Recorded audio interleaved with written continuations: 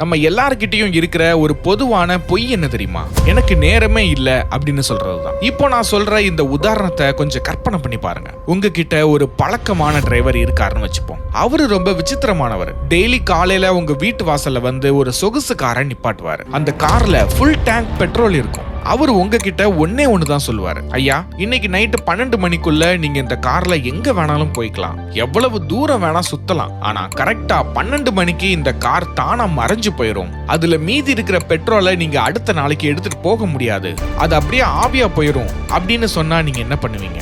சரி பாத்துக்கலாம்னு சொல்லிட்டு வீட்டுல தூங்குவீங்களா? இல்ல அந்த காரை எடுத்துட்டு உங்களுக்கு பிடிச்ச இடத்துக்கு, உங்க வாழ்க்கைக்கு தேவையான இடத்துக்கு, உங்க கனவுகளை தேடி வேகமா போவீங்களா? கண்டிப்பா ஒரு செகண்ட் கூட வேஸ்ட் பண்ணாம காரை ஓட்டுவீங்க தானே? அதே தாங்க உங்க வாழ்க்கையும். அந்த கார் தான் உங்க உடல், அதுல இருக்கிற பெட்ரோல் தான் உங்க நேரம். அடுத்து வர 6 மாசம் நீங்க உங்களை எப்படி செதுக்க போறீங்க? உங்க 24 மணி நேரத்தை எப்படி நீங்க ஒரு வைரமா மாத்தலாம்? அதுக்கு 7 வழிகள் இருக்கு. இந்த 7 வழிகளை 6 மாசத்துக்கு ஃபாலோ பண்றதுனால புது மனுஷனா பெருப்பெடுக்க போறீங்க. நேரத்தை வீணடிக்கிற உங்க பழைய வெர்ஷனை தூக்கி எறிஞ்சிட்டு புது வெர்ஷனா அப்டேட் ஆகுங்க. இதை நல்லா கவனிங்க, ஏன்னா இது 6 மாசத்துல உங்க வாழ்க்கையை புரட்டி போட போகுது. இந்த 6 மந்த் சேலஞ்சுக்கு நீங்க தயார்னா சேலஞ்ச் அக்செப்டட்னு கமெண்ட் செக்ஷன்ல சொல்லுங்க. ரொம்ப பேசாம வீடியோக்குள்ள போயிடலாமா? ஹலோ மக்களே, நான் உங்கள் நண்பன் நேவர்ஸ். Welcome to the channel talk series podcast.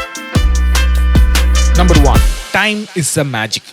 நம்ம எல்லாருக்கும் ஒரு கெட்ட பழக்கம் இருக்கு. எப்போ பாரு டைம் இல்ல, ரொம்ப பிஸியா இருக்கேன்னு சொல்லிட்டே இருப்போம். ஆனா உண்மை என்ன தெரியுமா? நமக்கு நேரம் இல்லாம இல்ல, அந்த நேரத்தோட அருமை புரியல, அவ்வளவுதான். இந்த 6 மந்த் சேலஞ்சோட முதல் பாடம் இதுதான். நீங்க யோசிச்சு பாருங்க, உலகத்துல இருக்கிற மிகப்பெரிய கோடீஸ்வரர்களுக்கும் சரி, சாதாரண ஒரு கூலி வேலை செய்யறவங்களுக்கும் சரி, கடவுள் சரிசமமா கொடுத்த ஒரே விஷயம் இந்த 24 மணி நேரம் தான். யாருக்கும் ஒரு நிமிஷம் கூட அதிகமாகவோ இல்ல குறைவாகவோ கொடுக்கறதே இல்ல. அப்போ ஏன் ஒருத்தர் மட்டும் சாதிக்கிறாங்க, மத்தவங்க அப்படியே இருக்கிறாங்க? ஏன்னா சாதிக்கிறவங்க அவங்க நேரத்தை முறையா டிசைன் பண்றாங்க. நம்ம ஒவ்வொருத்தருக்கும் தினமும் 24 மணி நேரம் அப்படிங்கிற அந்த எரிபொருள் இலவசமா கிடைக்குது. ஆனா நாம என்ன பண்றோம்? அந்த காரை ஸ்டார்ட் கூட பண்ணாம சும்மா போனை நோண்டிக்கிட்டு மத்தவங்க என்ன பண்றாங்கன்னு எட்டி பார்த்துட்டு பாதி பெட்ரோலை வீணாவே ஆவியாக்குறோம். நைட் 12 மணி ஆகும்போது கார் மறைஞ்சு போனதுக்கு அப்புறம் ஐயோ நான் அங்க போயிருக்கலாமே, இதை செஞ்சிருக்கலாமே அப்படின்னு ஃபீல் பண்றோம். இது எவ்வளவு பெரிய முட்டாள்தனம்னு யோசிச்சு பாருங்க. நேரம்ங்கிறது ஒரு மேஜிக் மாதிரி. அது கையில இருக்கும்போது அதோடைய பவர் நமக்கு தெரியாது.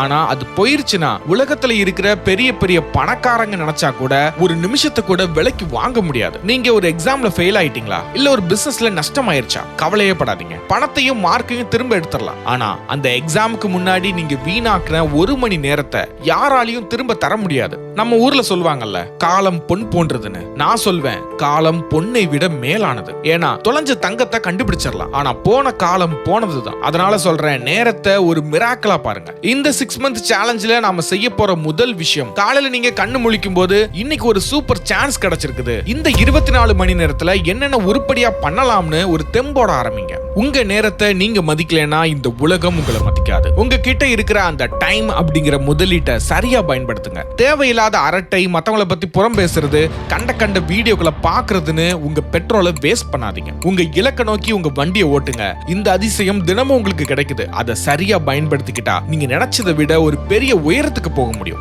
ஞாபகம் இருக்கட்டும் நண்பா, அந்த கார் தினமும் வந்துட்டு தான் இருக்கு, ஆனா ஒரு நாள் வராமலும் போகலாம். அதனால வண்டி நிக்கும் போதே சீட் பெல்ட்டை போட்டுட்டு கிளம்புங்க. Number 2, identify unconscious leaks. நேரம்ங்கிறது கையில இருக்கிற தண்ணி மாதிரி நண்பா. நாம குடிச்சா அது உடம்புக்கு தெம்பு, ஆனா கையில இருந்து தவறி விழுந்துட்டா அது வெறும் தரைக்கு தான் சொந்தம். நாம எல்லாரும் என்ன நினைக்கிறோம்னா, நான் எங்கடா நேரத்தை வேஸ்ட் பண்றேன், எப்போ பாரு வேலையாவே தானே இருக்கிறேன் அப்படின்னு நம்ம மனசை நாமளே ஏமாத்திக்கிறோம். ஆனா உண்மை வேற. இப்போ ஒரு சின்ன உதாரணம் சொல்றேன் கேளுங்க. நீங்க உங்க வீட்டுக்கு வாட்டர் டேங்க் வைக்கிறீங்கன்னு வச்சுப்போம். அந்த டேங்க் ஃபுல்லா தண்ணி ஏத்திட்டீங்க. ஆனா அந்த டேங்க்ல இருந்து வர்ற பைப்ல எங்கேயோ ஒரு சின்ன ஓட்டை இருக்கு. அந்த ஓட்டை வழியா சொட்டு சொட்டா தண்ணி விழுது. நீங்க பாக்குறதுக்கு அது வெறும் சொட்டு தானே அப்படின்னு அசால்ட்டா விட்டுருவீங்க.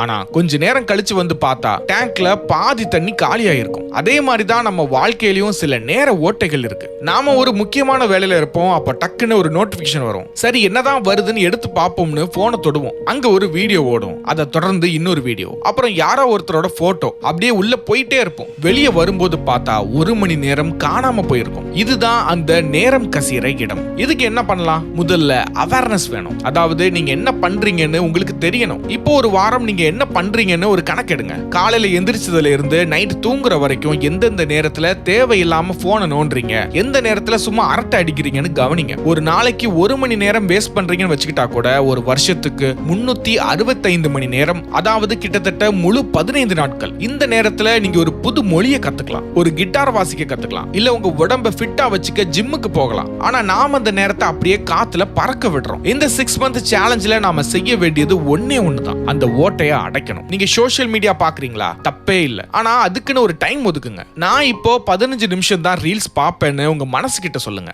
அதை தாண்டி 1 நிமிஷம் கூட அங்க நிக்காதீங்க. உங்க நேரத்தை நீங்க திருட விடாதீங்க நண்பா. ஏன்னா மத்தவங்க உங்க நேரத்தை எடுத்துட்டு போயிட்டா அவங்க வளருவாங்க, ஆனா நீங்க அங்கேயே தான் நிப்பீங்க. உங்க டேங்க்ல வாட்டர் ஃபுல்லா இருக்கணும்னா அந்த சின்ன சின்ன ஓட்டைகளை முதல்ல கண்டுபிடிச்சு அடைங்க. அப்போதான் உங்க வாழ்க்கையில ஒரு பெரிய மாற்றம் வரும். Number 3, manage human nature.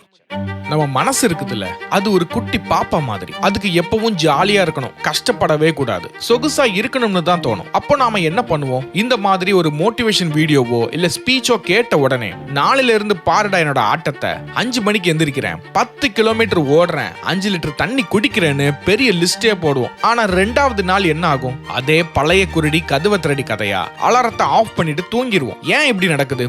ஏன்னா நம்ம ஹியூமன் நேச்சர், அதாவது மனுஷ இயல்பை புரிஞ்சிக்காம அது கூட மல்லு கட்டுறோம். ஒரு வில்லன் மாதிரி நம்ம மனசை போட்டு அமுக்க பாக்குறோம். அதுக்கு பதிலா அதை ஒரு ஃப்ரெண்ட் மாதிரி டீல் பண்ண கத்துக்கணும். இப்போ ஒரு உதாரணம் சொல்றேன். ஒரு மனுஷன் ஒரு பெரிய மலை மேல ஏறணும்னு நினைக்கிறான்னு வச்சுக்கோங்க. அவன் எடுத்த உடனே குதிச்சு குதிச்சு மேல போக பார்த்தா கொஞ்ச நேரத்திலேயே மூச்சரிச்சு கீழே விழுந்துருவான். ஆனா இன்னொருத்தன் இருக்கான். அவன் என்ன பண்றான்னா, மலை பெருசுதான், ஆனா நான் இப்போ அடுத்த ஒரு 10 அடி மட்டும் தான் வைக்க போறேன் அப்படின்னு மெதுவா ஆரம்பிக்கிறான். அந்த 10 அடி அவனுக்கு பெருசா வலிக்காது. அந்த 10 அடி முடிஞ்சதும் அடுத்த 10 அடியை ஆரம்பிக்கிறான். இப்படி மெதுவா போறவன் தான் சிகரத்தை தொடுவான். இதே டெக்னிக் தான் நீங்க உங்க வாழ்க்கையிலையும் யூஸ் பண்ணணும். இந்த 6 மந்த் சேலஞ்சில எடுத்த உடனே உலகத்தை மாத்த போறேன்னு குதிக்காதீங்க. உங்க மனசை கேளுங்க. இன்னைக்கு ஒரு 15 நிமிஷம் மட்டும் நாம ஒரு நல்ல விஷயம் பண்ணலாமா அப்படின்னு கேளுங்க. அந்த 15 நிமிஷம் அப்படிங்கிறது உங்க மனசுக்கு ஒரு பெரிய பாரமா தெரியாது. சரி பண்ணுவோம் அப்படின்னு அதுவும் ஒத்துழைக்கும். ஒரு மாசம் கழிச்சு அந்த 15 நிமிஷத்தை 20 நிமிஷமா மாத்துங்க. அப்படியே மெதுமெதுவா ஏத்துங்க. இந்த உலகத்துல பெரிய பெரிய சாம்பியன்ஸ் எல்லாம் ஒரே நாள்ல சாம்பியன் ஆனவங்க இல்ல நண்பா. டெய்லி அந்த சின்ன சின்ன வேலையை விடாம செஞ்சதுனால தான் அவங்க இன்னைக்கு மேல இருக்கிறாங்க. உங்க உடம்பு சில நாள் டயர்டா இருக்கும், சில நாள் உங்களுக்கு மூடே இருக்காது. அதெல்லாம் சகஜம்தான். அந்த நேரத்துல உங்களை நீங்களே போட்டு வருத்திக்காதீங்க. பரவாயில்ல, இன்னைக்கு என்னால முடிஞ்ச ஒரு சின்ன வேலையை மட்டும் பண்றேன்னு சொல்லிட்டு நகருங்க. நீங்க போடுற அந்த சின்ன சின்ன விதை தான் ஒரு நாள் ஒரு பெரிய ஆலமரமா நிக்கும். மனுஷ இயல்புங்கிறது சோம்பேறித்தனம் கிடையாது, அது ஒரு பாதுகாப்பு உணர்வு. அந்த உணர்வை காயப்படுத்தாம மெதுவா அதுக்கு பழக்கப்படுத்துங்க. உங்க மனசை நீங்க ஜெயிக்கணும்னா அது கிட்ட சண்டை போடாதீங்க, அதை தந்திரமா வழி நடத்துங்க. இந்த 6 மாசம் கழிச்சு நீங்க திரும்பி பார்க்கும்போது நீங்க ஏறின அந்த மலை உங்களை ஆச்சரியப்படுத்தும். 4, எலிவேட் த்ரூ growth hours. நம்ம ஊர்ல ஒரு பழமொழி சொல்லுவாங்க, விளையும் பயிர் முளையிலேயே தெரியும்னு. ஆனா நான் என்ன சொல்வேன்னா, ஒரு மனுஷன் ஜெயிக்க போறானா இல்லையாங்கிறது அவன் வேலை நேரம் முடிஞ்சதுக்கு அப்புறம் என்ன பண்றான்றத பொறுத்து தான் இருக்குது. இந்த 6 மாசத்துல நீங்க ஒரு growth hour-ஐ உருவாக்கணும். இப்போ ஒரு உதாரணத்தை பார்ப்போம். 2 நண்பர்கள் ஒரு கம்பெனில வேலை செய்யறாங்கன்னு வச்சுப்போம். 2 பேருமே காலையில 9 மணில இருந்து சாயங்காலம் 6 மணி வரைக்கும் செமையா உழைக்கிறாங்க. 6 மணிக்கு அப்புறம் முதல் ஆளு நேரா வீட்டுக்கு போயிட்டு ஒரு டீயை குடிச்சிட்டு அப்படியே டிவி முன்னாடி உட்கார்ந்து சீரியலோ இல்ல கிரிக்கெட்டோ பார்த்துட்டு தூங்கிடுறாரு. இவர் வருஷம் முழுக்க இப்படியே தான் இருப்பாரு. இவருடைய வளர்ச்சி அந்த கம்பெனி கொடுக்கிற இன்கிரிமெண்ட்ல தான் இருக்கும். ஆனா 2வது ஆள் இருக்கிறார் பாருங்க, அவர் ஒரு ஸ்மார்ட்டான ஆள். 6 மணிக்கு வேலை முடிஞ்சதும் வீட்டுக்கு வந்து ஒரு அரை மணி நேரம் ரெஸ்ட் எடுத்துட்டு 7 மணில இருந்து 8 மணி வரைக்கும் growth hours அப்படின்னு ஒரு நேரத்தை ஒதுக்குறாரு. அந்த 1 மணி நேரத்துல அவர் என்ன பண்றாருன்னா, தன்னுடைய துறை சார்ந்த ஒரு புது விஷயத்தை கத்துக்கிறாரு, இல்ல ஒரு நல்ல புத்தகம் படிக்கிறாரு, இல்லன்னா ஒரு புது ஸ்கில்ல கத்துக்கிறதுக்காக ஆன்லைன் கிளாஸை கவனிக்கிறாரு. இப்போ யோசிச்சு பாருங்க, ஒரு நாளைக்கு 1 மணி நேரம்னா ஒரு வருஷத்துக்கு கிட்டத்தட்ட 365 மணி நேரம். இந்த 2வது ஆளு மத்தவங்களை விட எவ்வளவு முன்னாடி போயிருப்பாருன்னு கற்பனை பண்ணி பாருங்க. இதுதான் நண்பா வித்தியாசம். நம்ம எல்லாருக்கும் வயிறு வளர்க்க ஒரு வேலை தேவைப்படுது, அது தப்பே இல்லை. ஆனா அறிவு வளர்க்கவும் உங்க வாழ்க்கை தரத்தை உயர்த்தவும் நீங்க தனியா நேரம் ஒதுக்கியே ஆகணும். அந்த நேரத்தை தான் நான் கோல்டன் ஹவர்ஸ்னு சொல்றேன். உங்க ஆபீஸ் வேலை உங்களை வாழ வைக்கும், ஆனா இந்த growth hours தான் உங்களை ஆள வைக்கும். நீங்க பஸ்ல போகும்போது, ட்ரெயின்ல போகும்போது, இல்ல சும்மா காத்திருக்கும் போது கூட இந்த நேரத்தை நீங்க உருவாக்கலாம். காதுல ஹெட்போனை போட்டுட்டு மொக்க பாட்டை கேட்கறதுக்கு பதிலா ஒரு நல்ல ஆடியோ புக்கை கேளுங்க. எனக்கு டைமே இல்லைன்னு நீங்க சொல்லலாம். ஆனா உண்மையிலேயே ஒரு நாளைக்கு 24 மணி நேரத்துல நமக்காக ஒரு மணி நேரம் கூட ஒதுக்க முடியலன்னா நாம இன்னும் நம்ம வாழ்க்கையை வாழவே ஆரம்பிக்கலன்னு தான் அர்த்தம். உங்க வளர்ச்சிக்காக நீங்க செலவு பண்ற ஒவ்வொரு நிமிஷமும் எதிர்காலத்துல உங்களுக்கு மிகப்பெரிய லாபத்தை தரும். உங்க நேரத்தை நீங்க செதுக்கணும் நண்பா. ஒரு பாறையை எப்படி உளிய வச்சு செதுக்கி சிலையா மாத்துறாங்களோ அதே மாதிரி உங்க 24 மணி நேரத்துல இருந்து தேவையில்லாத அரட்டை, தூக்கம், சோம்பேறித்தனத்தை செதுக்கி எடுத்துட்டு அந்த இடத்துல உங்க வளர்ச்சிக்கான விஷயங்களை வைங்க. 6 மாசம் கழிச்சு நீங்க ஒரு அழகான சிலையா மத்தவங்க வியந்து பார்க்கிற ஒரு வெற்றியாளரா மாற முடியும். Number 5, rekindle desire. நம்ம எல்லாருடைய வாழ்க்கையிலையும் இது நடக்கும். ஒரு வீடியோ பார்ப்போம், இல்லைன்னா ஒரு ஸ்பீச் கேட்போம். அப்போ ஒரு 2 நாளைக்கு செம ஃபயரா இருக்கும். இனிமே நான் வேற மாதிரி அப்படின்னு கெத்தா சுத்துவோம். ஆனா 3வது நாள் அந்த தீ அப்படியே அணைஞ்சு போய் திரும்பவும் பழையபடி சோம்பேறித்தனம் வந்து ஒட்டிக்கும். இது ஏன்னு என்னைக்காவது யோசிச்சிருக்கீங்களா? ஏன்னா நமக்குள்ள இருக்கிற அந்த ஆசை வெறும் மேலோட்டமா தான் இருக்கும், அது ஆழமா இல்ல. இந்த 6 மந்த் சேலஞ்சில் முழுமையா ஜெயிக்கணும்னா உங்களுக்கு ஒரு உறுதியான எண்ணம் இருக்கணும். இப்போ ஒரு உதாரணம் சொல்றேன் கேளுங்க. நீங்க ஒரு புதுசா மொபைல் போன் வாங்குறீங்கன்னு வச்சுப்போம். அந்த போன்ல நீங்க சூப்பரா கேம் விளையாடலாம், படம் பார்க்கலாம், எல்லாம் பண்ணலாம். ஆனா அந்த போன்ல சார்ஜ் தீந்து போயிட்டா அது வெறும் ஒரு கண்ணாடி துண்டு தானே. அதே மாதிரி தான் உங்க மோட்டிவேஷன். அந்த சார்ஜை நீங்க அடிக்கடி ஏத்திக்கிட்டே இருக்கணும். அந்த சார்ஜ் தான் உங்களுடைய பர்னிங் டிசைர், அதாவது உங்களுடைய பற்றி எரியும் ஆசை. உங்களுக்கு ஒரு கனவு இருக்குன்னு வச்சுப்போம். நான் ஒரு பெரிய பிசினஸ் ஆரம்பிக்கணும், இல்ல நான் செமையா சம்பாதிக்கணும்னு. ஆனா ஏன் இதை செய்யணும் அப்படிங்கிற கேள்விக்கு உங்ககிட்ட ஒரு பவர்ஃபுல்லான பதில் இருக்கணும். உதாரணத்துக்கு, நான் ஏன் ஜெயிக்கணும்னா எங்க அம்மாவையும் அப்பாவையும் ராஜா மாதிரி பாத்துக்கணும், என்ன கேலி பண்ணவங்க முன்னாடி நான் யாருன்னு நிரூபிக்கணும் அப்படின்னு ஒரு வைராக்கியம் இருக்கணும். இந்த மாதிரி ஒரு காரணம் உங்களுக்குள்ள இருந்தா நீங்க டயர்ட் ஆகும் போதெல்லாம் அந்த நினைப்பு உங்களை மறுபடியும் எழுப்பி உட்கார வைக்கும். அதுதான் உங்க மனசுக்குள்ள அணையாம எரிகிற தீ. ஒரு கார் ரேஸ் நடக்குதுன்னு வச்சுப்போம். அந்த டிரைவர் ஏன் அவ்வளவு ஸ்பீடா போறாரு? அவருக்கு அந்த ஜெயிக்கிற மெடல் மேல இருக்கிற ஆசையை விட அந்த வேகத்துல இருக்கிற வெறி தான் அவரை ஓட்ட வைக்குது. உங்களுக்குள்ளேயும் அந்த மாதிரி ஒரு வெறிய நீங்க வளர்த்துக்கணும். உங்க மூளையில RAS, அதாவது ரெட்டிகுலர் ஆக்டிவேட்டிங் சிஸ்டம் அப்படின்னு ஒரு பகுதி இருக்கு நண்பா. இது ஒரு செக்யூரிட்டி கார்டு மாதிரி. உங்க ஆசை எதுல ரொம்ப ஸ்ட்ராங்கா இருக்கோ அந்த விஷயத்தை மட்டும்தான் உங்க கண்ணு முன்னாடி கொண்டு வந்து நிறுத்தும். நீங்க ஜெயிக்கணும்னு வெறியா இருந்தீங்கன்னா உங்களுக்கு சுத்தி இருக்கிற வாய்ப்புகள் எல்லாம் உங்க கண்ணுக்கு தெரியும். ஆனா நீங்க சோம்பேறியா இருந்தீங்கன்னா தூங்குறதுக்கு எப்போ பெட் கிடைக்குங்கிறது தான் உங்க கண்ணுக்கு தெரியும். அதனால அப்பப்போ உங்களை நீங்களே தட்டி எழுப்பிக்கோங்க. உங்க கனவை ஒரு பேப்பர்ல எழுதி உங்க கண்ணு முன்னாடி ஒட்டி வைங்க. இந்த 6 மாசமும் நீங்க எதுக்காக இந்த போராட்டத்துல இறங்குனீங்கன்றத அடிக்கடி ஞாபகப்படுத்திக்கிட்டே இருங்க. வாழ்க்கையில ஒரு தடவை தோத்து போயிட்டா முடிஞ்சு போயிருச்சுன்னு நினைக்காதீங்க. அணைஞ்சு போன தீய மறுபடியும் மூட்ட முடியும். ஆனா அதுக்கு நீங்க கொஞ்சம் முயற்சி பண்ணணும். உங்க ஆசைய மறுபடியும் புதுப்பிச்சுக்கிட்டே இருங்க. அந்த தீ தான் உங்களை 24 மணி நேரமும் ஒரு புயல் மாதிரி ஓட வைக்கும். Number 6, strengthen your focus.